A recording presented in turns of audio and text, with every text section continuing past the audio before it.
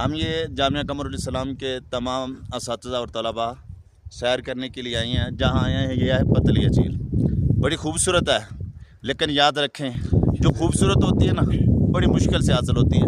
असातिज़ा से पूछ लें, ये खड़े हैं मेरे साथ, यकीन माने अगर आपके पास ताकत नहीं है, आपके अंदर एनर्जी नहीं है, तो फिर आप पतलिया झील का रुख मत करें।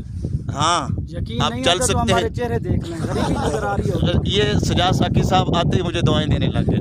चोक चोक के हाँ जो माँ बाप के लाडले हैं ना वो इधर ना आए, वो इधर ना आए। और दूसरी बात ये कि जो सिर्फ बर्गर खाकर जवान हुए हैं ये सारे पेंडू ने, ना तो कोई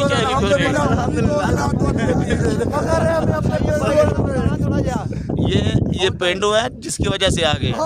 यकीन माने जो बर्गर है ना, यकीन माने जो बर्गर वाले हैं वो आपको